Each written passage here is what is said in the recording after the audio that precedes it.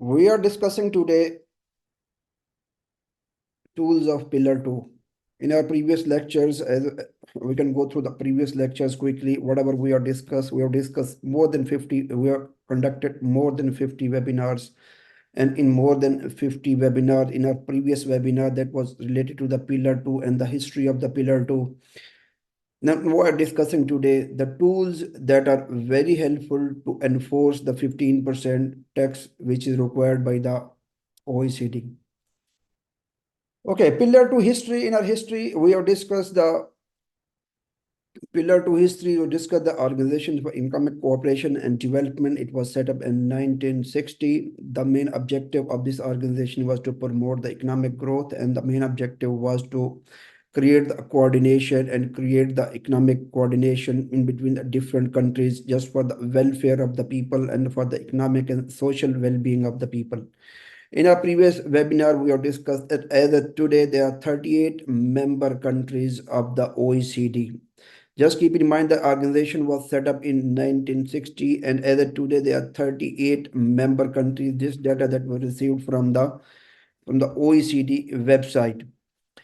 In 2013, the BEPS erosion and profit shifting, the OECD taken one initiative. The objective was to control the base erosion and profit shifting. I'll discuss that the tax loss of revenue, around $250 billion annually, that profit was being shifted from the high tax jurisdiction to the low tax jurisdiction. Since the profit was being shifted from the high tax jurisdiction to the low tax jurisdiction, so control this shifting of the profit from the high tax jurisdiction to the low tax jurisdiction. They have taken initiative with the name, which is called BEPS.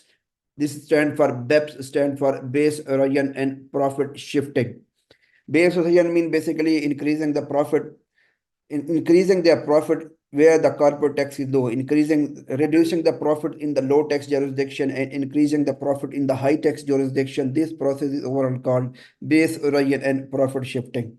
We discussed a couple of examples as well. One of the examples was there. This was a situation where there was no interest in between the related parties. Here they have the interest between the related parties. Before the interest, the total tax they were paying 200,000 dirham, 200,000, 150,000 and 50,000. Then after once the entity A has given a loan to the entity B, the tax has gone down to 140,000. Just by making this one transaction, they have shifted the profit from the high tax to the low tax. Basically, high tax jurisdiction where tax was 30%, and low tax jurisdiction where the tax was 10%. The profit has been shifted from the 30% jurisdiction to the 10% jurisdiction. You can see here the profit was 500,000. Here the profit has been reduced to 200,000, which clearly reflect that the profit has been shifted from the high tax jurisdiction to the low tax jurisdiction. Due to this group has to pay lower tax. This process is overall called BEPS, base erosion and profit shifting.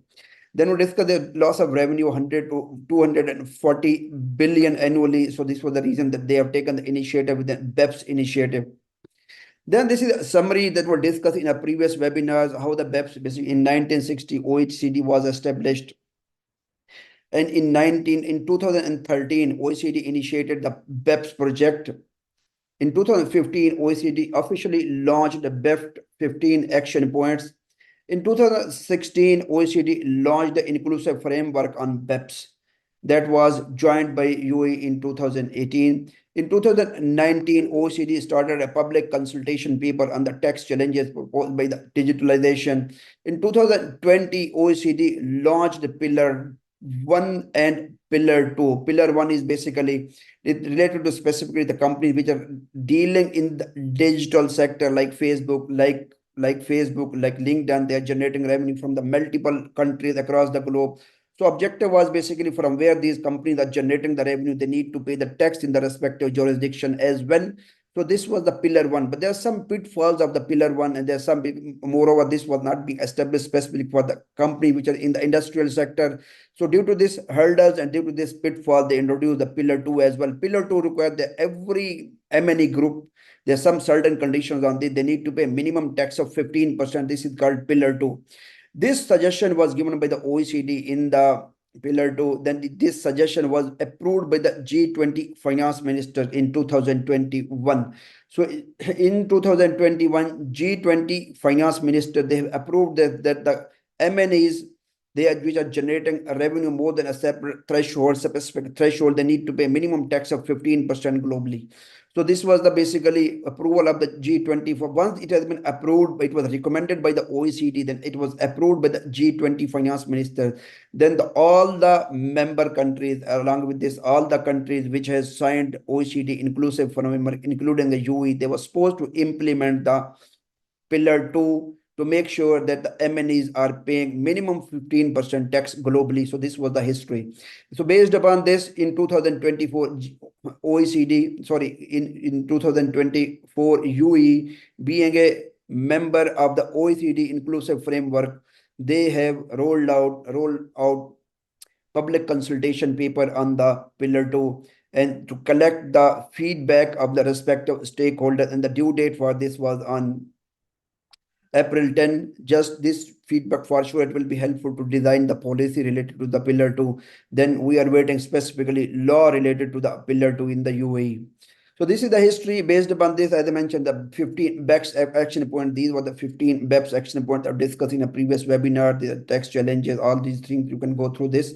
15 BEPS action point. I will summarize this in the discussion as well. Digital economy, hybrid. These are the 15 action points. Then if I'm going to overall summary, whatever we discussed, this is the same thing. 1948, one Organization for European Economic Cooperation was set up. 1960, OECD was set up. The loss of revenue 100 billion to 240 billion annually. OECD initiated the BEPS project. In 2015, OECD officially launched BEPS 15 action points. In 2016, OECD launched inclusive framework on BEPS that was joined by UAE in 2018. Then public consultation paper. In 2020, Pillar 1 and Pillar 2. In 2021, 15% tax rate was approved by G20 finance minister. In 2024, UAE, being a member of the OECD inclusive framework, they issued a public consultation paper. So what was the reason why Pillar 2 is in the UAE? Since UAE is a member of the OECD inclusive framework, so so the UAE is liable to implement the Pillar 2. This was the reason that the Pillar 2 public consultation paper has been issued in the UAE. If this is not introducing, because UAE being a part of the international community, they need to implement this. Moreover, they've already, as I mentioned, they've already signed the Pillar 2 inclusive framework, so they need to implement the Pillar 2. So this was the history, and this is a public consultation paper issued by the UAE. It was 2 sections of consultation questionnaire and guidance paper. This link, the paper was available on this link, which is not available right now, and the consultation paper due date was April 10, 2024, as I discussed. We are waiting for the law related to this.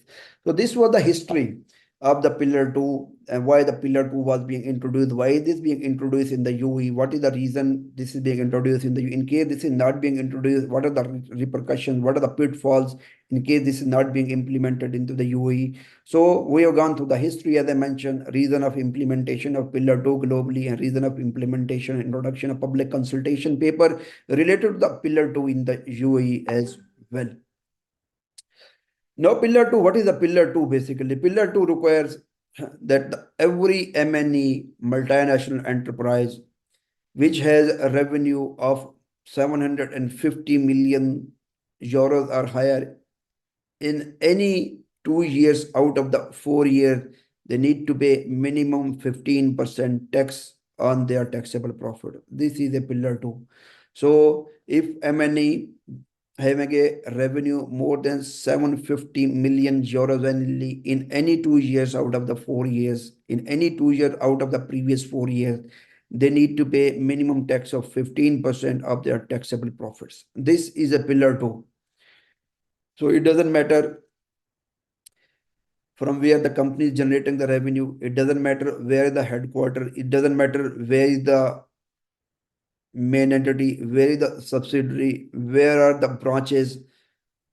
It doesn't matter. Objective is if you are MNE, you are part of the MNE group, you are generating revenue more than 750 million euros annually in any 2 years out of the 4 years, you are liable to pay 15% tax on their taxable profits. This is the summary of the Pillar 2. Now the question arises, how this 15% tax will be implemented. This was our core topic today that we're supposed to discuss. How this 15% tax needs to be implemented to make sure that the entity is collecting 15% tax. Government 15 entities are paying 15% tax to the respective authorities in their respective tax jurisdiction. So what are the various options? Various options from where this tax can be collected. We can look into this if this is the entity. This entity from where this entity can collect the tax. This entity can options related party can be there. Okay, customer can be there. Supplier can be there from where this tax can be collected. Related party can be there. Parent company can be there. Subsidiary can be there. Branches can be there. So these are the various options from where tax can be collected. So let's discuss customers and supplier first. Can you collect the tax from the customer extra tax? No, you cannot collect the extra tax from your customers. So we are rolling out this option. So this option is not available, that a company cannot collect any extra tax from the customers. So because if you are taking any extra tax from the customer, you need to increase your price. Once you are increasing your price, you will not remain market competitive. And there are no other mode to collect the tax from the customer, means the company cannot cannot collect any extra tax from the customers. So can you collect the tax from your suppliers? If I'm asking, he is a supplier, can you collect the tax? No, because supplier needs to collect the money from you. You are liable to pay to the supplier instead of collecting money from the suppliers.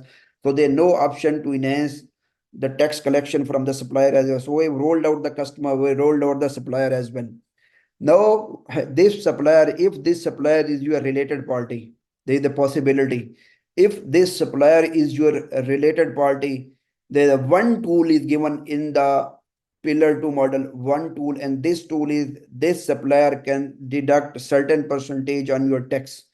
So, and this supplier will be liable to pay tax this to the respective tax government, respective tax jurisdiction, in the tax authority in the respective tax jurisdiction. So this supplier, if this supplier is your related party, this supplier can collect some extra tax on your payments and pay this amount of tax to the government. There is one option that this supplier, if this supplier is a part of the M&E group, can collect certain percentage of tax while making payment to the company. So this is the one tool. Second tool is, assuming this is a UAE company. UAE company, this is a UAE company. This UAE company is providing any services to the KSA company here, and this KSA company is a related party of the UAE company. These two entities are part of the M&E group. So if the UAE entity is not, this UAE entity is part of the M&E group, is liable to pay 15% tax, then this supplier, while making the payment, they need to make sure that is there any possibility to collect extra tax to top up the tax. One tool is there, and this tool we'll discuss in our coming slides. So this case entity can apply one tool to collect the extra tax from the U entity to make sure 15% tax is being paid by the U entity. This is the one option. Second, if this is the parent company of the U entity, assuming this entity is in USA. If this entity is in the USA, this is the parent company. So law says, okay, if this U entity is not paying 15% tax, then this parent company is liable to pay tax as well. I'm just going before this. First of all, first option is, if this is the UAE company, this UAE company can top up its own tax as well. There is a one option there. Because if this legally this company is liable to pay 9% tax in the UAE, this UAE company has an option to top up the tax in the guideline issued by the OECD. This is the one tool here. This tool is called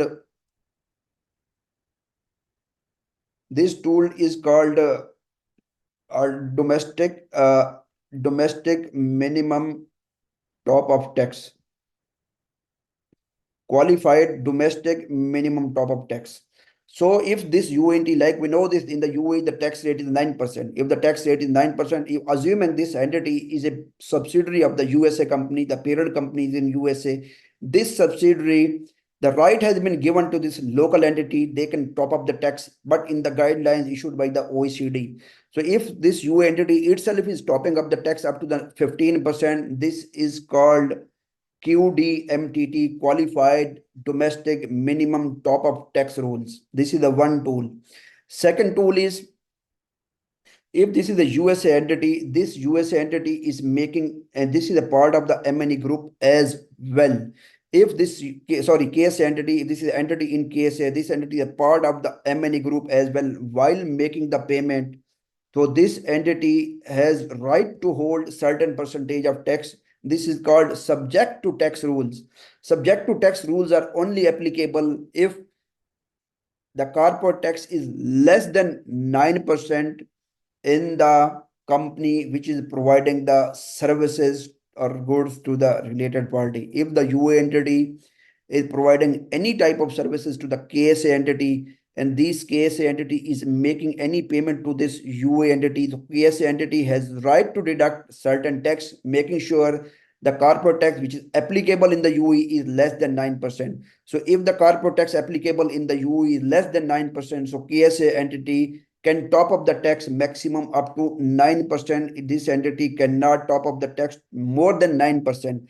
Since 9% is already applicable in the UAE, so this rule, which is called subject to tax rule, this is called STTR as well.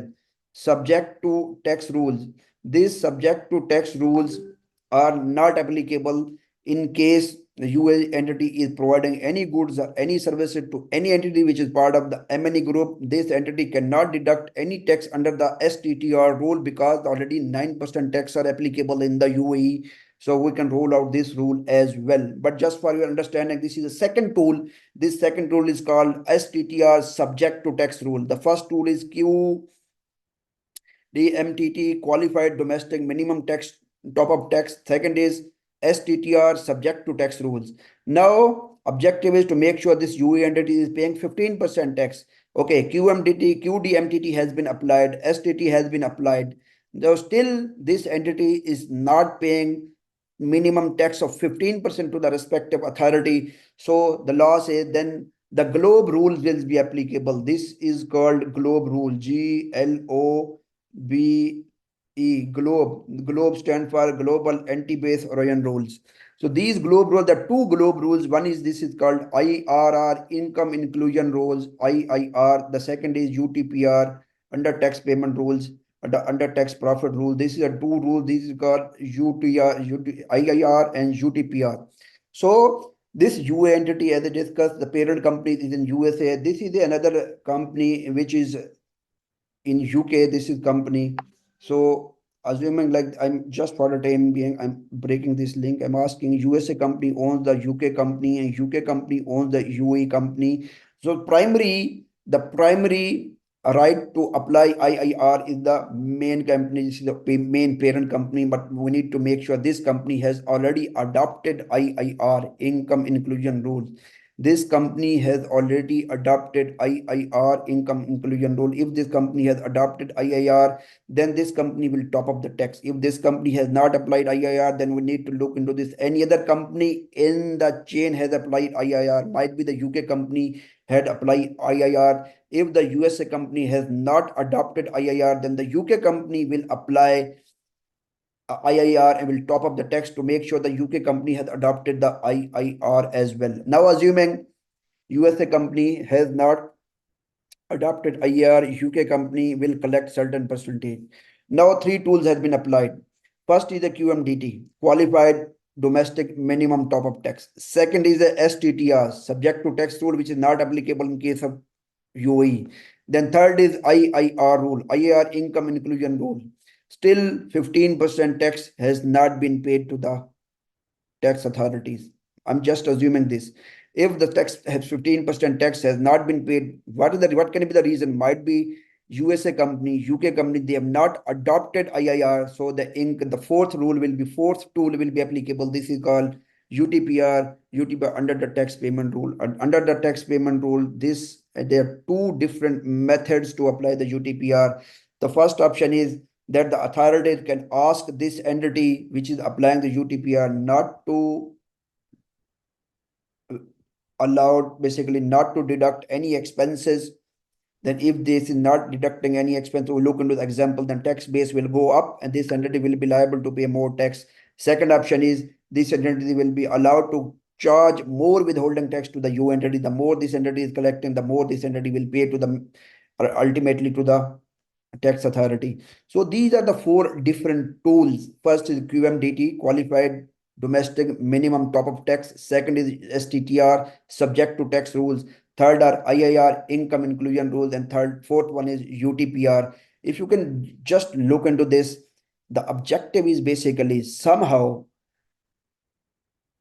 international, I will say OECD wanted to make sure MNEs are not evading any tax, and these MNEs are paying at least 15% tax to the respective tax authorities. And for this purposes, there are very minimal chances that the loss of revenue and loss of revenue from the high tax jurisdiction to the low tax jurisdiction, because even they are shifting the profit, still they will be liable to pay minimum 15% tax. This itself will curtail, reduce the chances that the profit is being moved from the high tax jurisdiction to the low tax jurisdiction.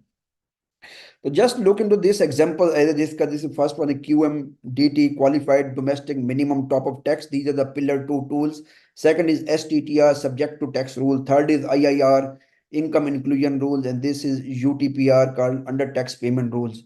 So this is called my primary tools, because the right has been given to the local entity to top up the tax and pay to the respective tax authority. So this is called primary rule. And for this, as I mentioned, the UAE, the corporate tax applicable is 9%. If any entity is within the UAE and the entity is paying 9% tax, the first right has been given to the UAE entity to top up the tax and pay 15% to the FTA here in the UAE. So if this entity is being topping up, then this chapter will be over. STTR, as I discussed, this will not be applicable in case of UAE, because UAE, this STTR is applicable if the supplier based in the UAE is paying 9%, less than 9%, but this is already applicable 9%. So STTR rules will not be applicable.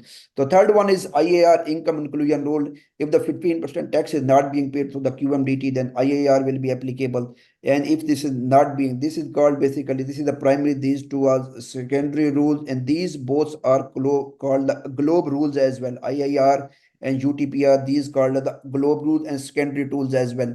So this follow the top-down approach. Where this follow the top-down approach, the primary right has been given to the parent company. Parent company needs to collect top of the tax and pay to the respective tax authority. If the parent company cannot do the any other entity in the chain, they need to apply top of the tax and pay to the respective tax authority. So if this cannot be collected, this is called UTPR backstop rule. This is called backstop rules as well. Means if the tax cannot be collected from any means, the last option to apply and collect the 15% tax is the UTPR. So subject to tax rule, as I mentioned, subject to tax rule enforced in a transaction involving related parties with an effective tax rate of 9%. What is the effective tax rate of STTR? 9%. Comes in it when the tax rates in the supplier jurisdiction is below 9%. This will come into effect only if the tax in the supplier jurisdiction is less than 9%. But this is 9% in the UAE, so it will not be applicable, as I mentioned. Qualified domestic minimum top of tax, though in this case domestic, the primary right has been given to the local entity to top up the tax and pay 15% to the local authority. This is the reason called, this is called domestic minimum top up tax. Why this is called qualified? This is the qualified, this is domestic minimum top of tax. Qualified means this rule has been applied in the guideline issued by the OECD. So this is the called, might be this is the DMTT, domestic minimum top of tax. But if this is a domestic minimum top of tax, but this is not a qualified domestic minimum top of tax, it will not be considered. You need to apply the rules in the guidelines issued by the OECD. So this is the reason this is called qualified minimum domestic, qualified domestic minimum top of tax. Then income inclusion rule, as I discussed earlier, this follows the top-down approach. These two called the GloBE rules as well. Income inclusion, UTPR, these called the GloBE rules, and they follow the main rule. This is the main rule. They follow top-down approach because the primary right had been given to the parent company in the group, highest in the apex. So ultimate parent company, the right has been given to the ultimate parent company in the group. If ultimate parent company needs to pay at least 15% tax on behalf of the charge and 15% tax on behalf of the entity where there is no tax or tax is less than 15%. So if the ultimate parent company has not adopted IIR, any entity in between the chain, the entity and the top of the entity, any entity in between the chain which has already applied IIR, adopted IIR, that entity needs to pay tax at least to top of the tax at least 15%. So this is follow the top-down approach. This is the reason. First, the primary right has been given here to the parent entity. Then any other entities apply the chain. Any other in the chain, at the end, it will be applicable in case this is the lower entity, to make sure the 15% tax is being paid to the respective tax authority. The last is UTPR, Undertaxed Payment Rule. This is called Undertaxed Profit Rule as well. This is called backstop rule. Why this is called backstop rule? So from all means, if the tax has not been collected 15%, at least 15% as a last resort, this rule needs to be applied to collect at least, to make sure that the entity is paying, the group overall is paying 15% tax. This is the reason. So there are two options for this. This is the first is disallowing deductions or introducing additional tax. The two tools within this undertaxed payment rules. First, authorities can ask, okay, whatever the payment that you are making to a related party, you should not claim as an allowable expense. It will increase the tax base. We'll look into the example. Then this entity will be liable to pay more tax. Or authorities can ask, you need to collect extra tax from the respective entity in the form of withholding tax, and you need to pay extra tax to the respective government. So these two rules can be further under the UTPR rules as well. So just to look into this diagram, this diagram I have taken from the OECD guidelines. So the first is QDMTT. UTPR is not applicable for UE, then IIR, then UTPR. Then low tax jurisdiction has the primary right to collect the tax. This is called QDMTT.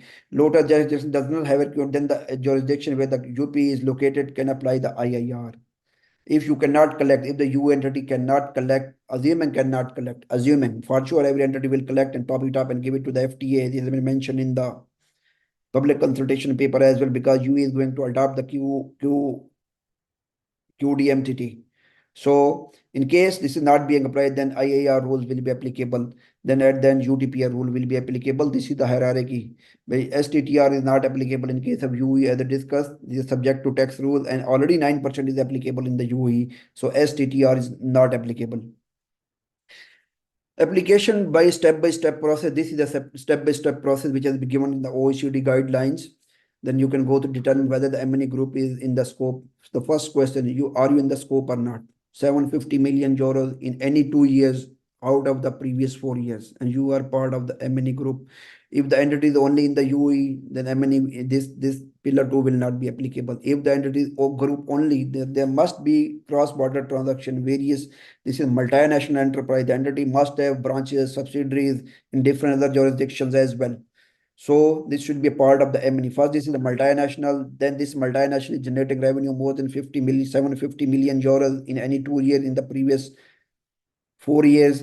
Then this multinational is not paying any tax. The lot of entity needs to be excluded. A lot of entity needs to be included. We can discuss in a separate lecture what are the entities that needs to be included and what entity needs to be excluded while considering this is M&E group or not.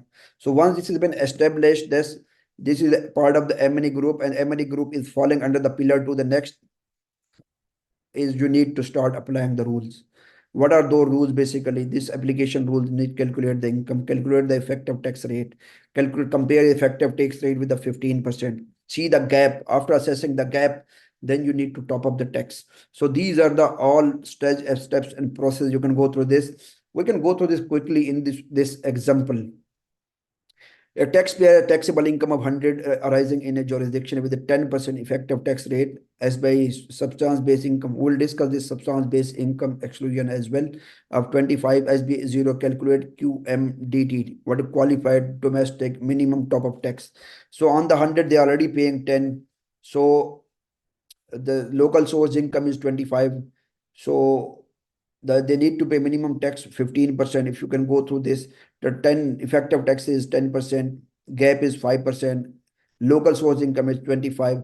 How much they need to top up? Out of these 100, local source income needs to be deducted. We'll discuss in our rules in the future once we're discussing in detail why we are deducting is because this income should not be considered because it's a local source income. 75 on the 75, they need to apply this gap rate 5%, 75 into 5%, 3.75. This is the QDMTT, qualified domestic minimum top-up tax.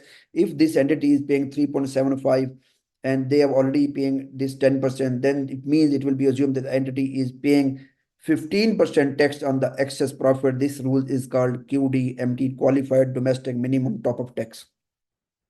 Then this is STTR rule. This is second rule to make sure that the entity is paying 15% tax, but this is not applicable in case of UAE. So just look into this example just for your understanding. C Limited is in the country C. Assuming this country C Limited is in UAE, assuming this is in the UAE. Just for our discussion purpose, which has a tax rate of 20%, 25%, and exempt income is 80% on the royalty income. We are assuming that overall tax rate applicable is 25%, but royalty income is exempt up to 80% and 20% tax is applicable on the royalty income. See, now this C Limited is a UAE entity. This providing services or giving rights to any company in the KSA. And KSA entity is making payment in the form of royalty to the UAE entity. This is the UAE entity. In this entity, this payment is being made in the form of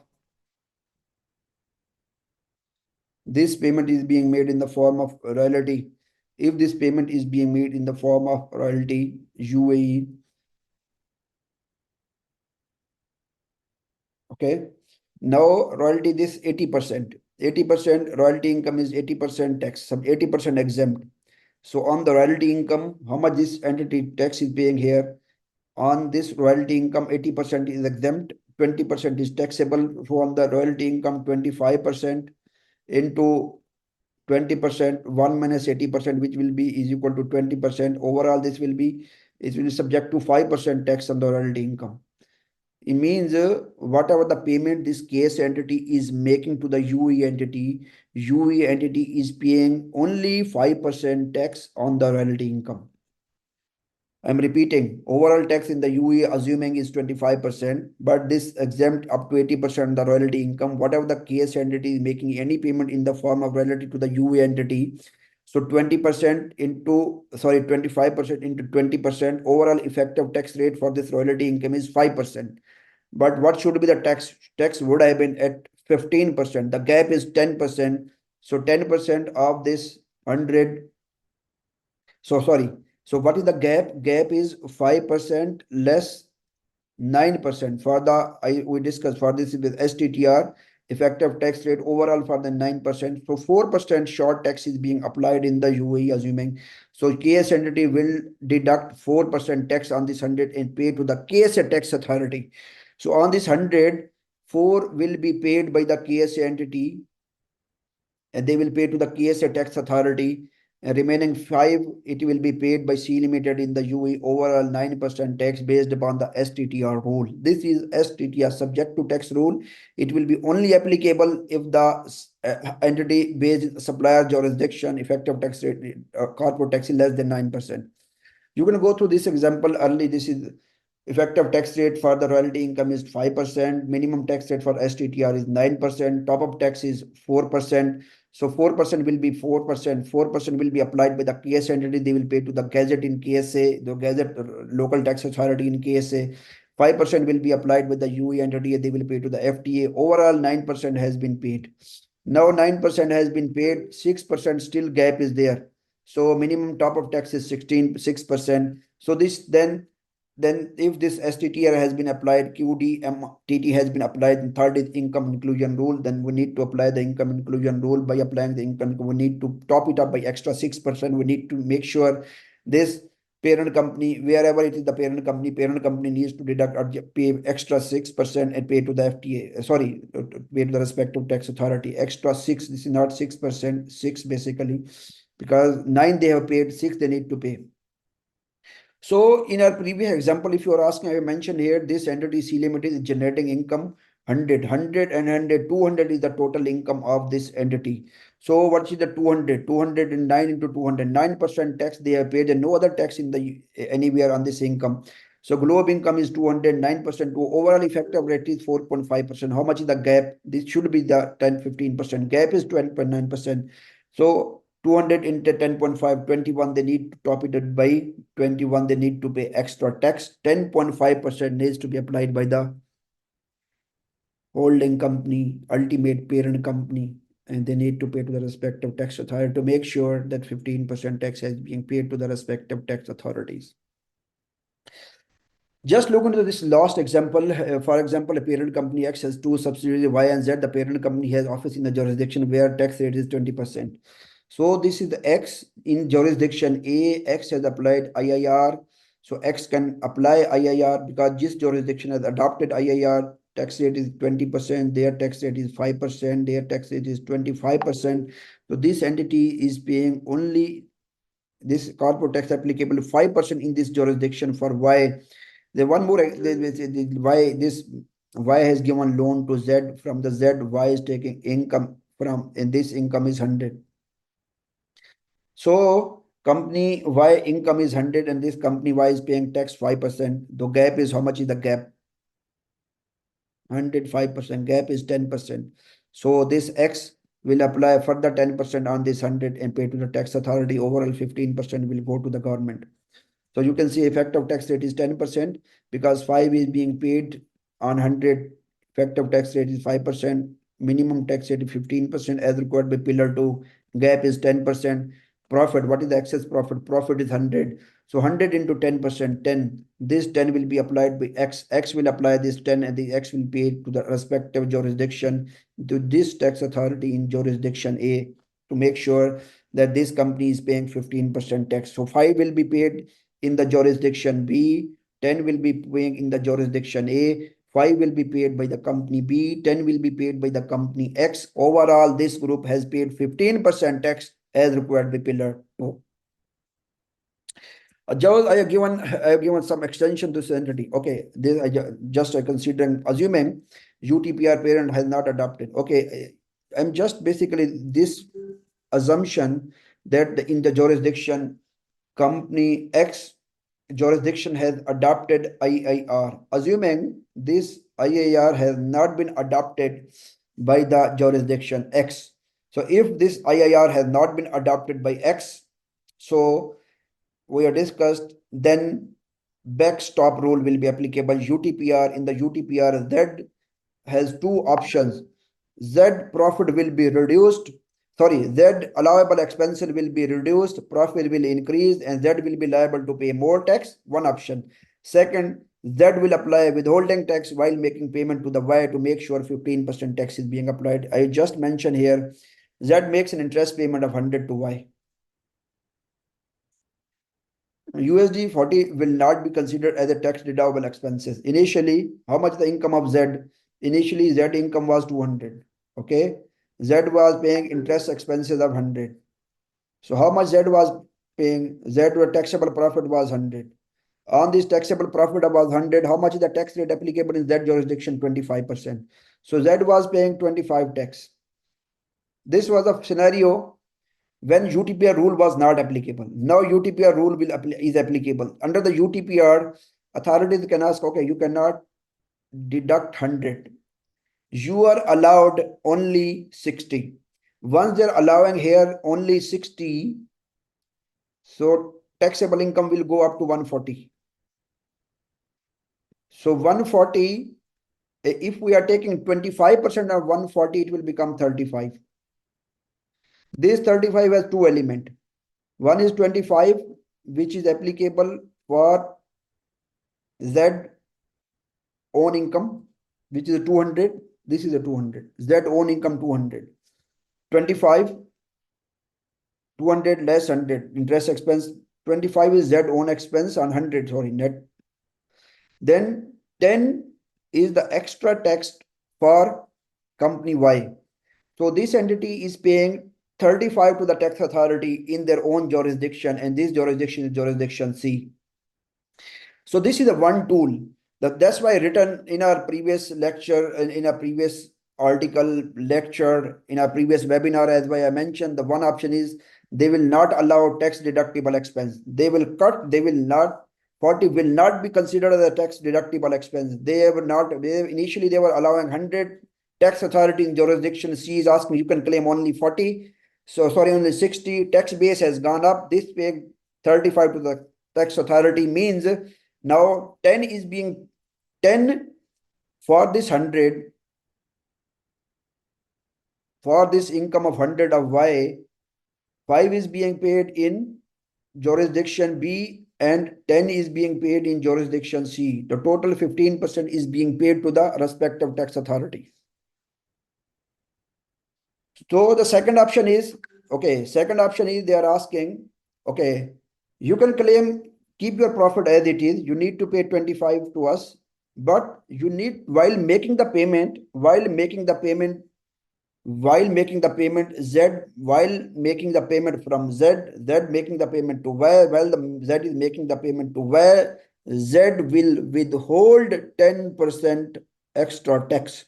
So Z will make a payment of 90 to Z will make a payment of 90 to the Y.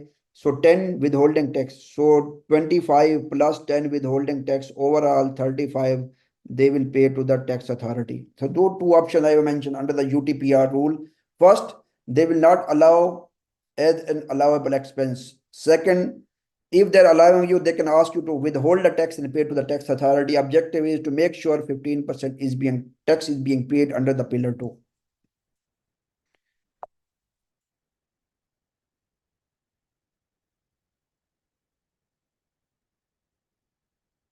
Okay, so I have just given extension to the same example. Now, X 20% tax. There are two more subsidiaries, SP1, SP2. Here the tax rate is applicable. Okay, this SP1, they have adopted IIR. They have adopted IIR. This has not adopted IIR. Once this entity has not adopted IIR by adopting the top-down approach, if we are following the top-down approach, these entities which have adopted the IIR, these entities will apply IIR. So scenario is same. This is the income 100 on 100. This entity is paying 5%. So need to top it up by applying the top up. But we can apply IIR. If we cannot apply IIR, then we can apply UTPR rule. So while applying the IIR, this entity is holding 40%. This entity is holding 60% on overall basis. So they need to collect 10% extra tax. So each entity will collect 6 based upon this same thing. 100 into 10%. This is again effective tax rate, minimum tax, gap, extra tax to be collected 10, but they will calculate on the income inclusion ratio. Inclusion ratio is basically 100, inclusion 40%, inclusion is 60%. Overall tax will be collected 10. 5 will be paid by Y itself. 4 will be paid SP1. 6 will be paid SP2. Overall 15% has been paid to the authority, means the entity is paying 15% tax and complying the Pillar 2 requirement. This is the same thing if this entity, assuming parent company SP1, SP2 have not adopted the IIR, then UTPR will be applicable, backstop rule will be applicable. This is exactly same that we have discussed in our previous slide.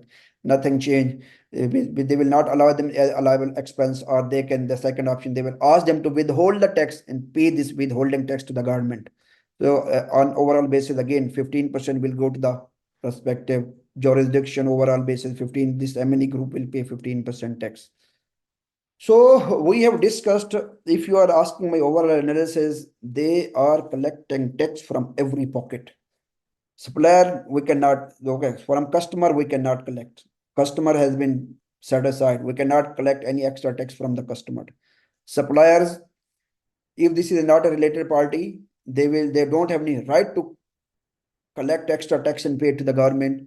If we are a related party will top up the tax under the STTR rule, which is not applicable in case of UAE. Then right has been given to the local entity to apply the qualified domestic minimum top-up tax. Then, so you can say basically what I'm trying to say, basically from every pocket, wherever this is possible, this local entity needs to top up. Related party, while making payment, they need to top up. Parent company needs to pay, or that any company in the supply chain, they need to pay. If anyone cannot pay, then you need to apply the UTPR rule. The deduction will not be allowed, or you need to apply the withholding tax. Objective is to make sure 15% is being paid to the tax authorities. Thank you very much. And this is over from my side. If you have any question, you can drop me an email at mahar@crestcooper.com. You can drop me an email to our team members. Faiza is there, Shahid is there, Anwar is there, and all of the team members are there. If you have any question, you can drop us an email. You can give us a call as well. You are most welcome. Thank you very much. Thank you very much for being with us. If you have any questions or rules you are describing are related to OECD or UE tax rules. Okay. These are the generic rules. These rules has not been implemented in the UE. As I mentioned, we are waiting for the UE law. But in the public consultation paper, they have given almost everything based upon these exactly same rules. They said we are not going to apply STTR because 9% rule is applicable in the UE. Then qualified domestic minimum top-up tax rule is there in the public consultation paper. IIR rule is there in the public consultation paper. UTPR rule is in the public consultation paper. Based upon the rule, they have asked some sort of guidance, there's some sort of feedback, not guidance, I'll say they ask feedback from the respective stakeholder. Once they are collecting the feedback with the deadline was 10th of April. Now they've got a feedback. Now definitely they were working on the law. We are expecting a law at any time. And when the law is in the market, obviously it will be based on the public consultation paper, and public consultation paper itself is based upon the OECD guidelines. But whatever we are discussed today, these are based on the OECD guidelines. We are still waiting for the UE tax law, UE law specifically on the pillar 2. And once the law is coming, obviously, as I mentioned, out of these 4 rules, one will not be applicable because this rule, as I mentioned, should be applied in the guidance issued by the OECD. So obviously it will be, I believe it will be, everything will be same, nothing will be changing here. Any other question?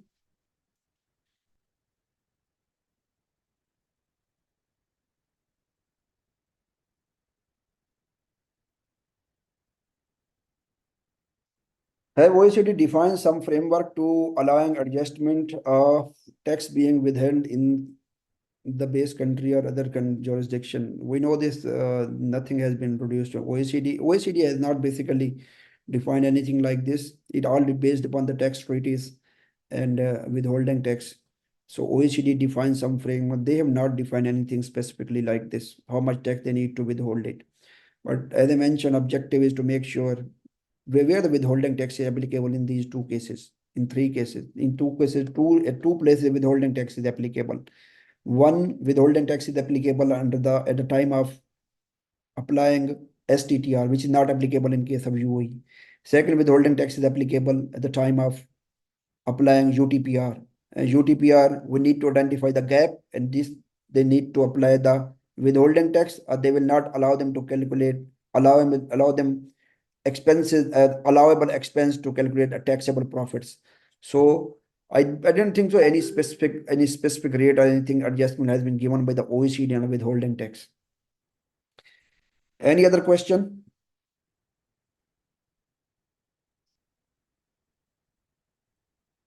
Thank you very much. Thank you very much, guys. Thank you for being with us and have a lovely evening. Thank you. Bye-bye.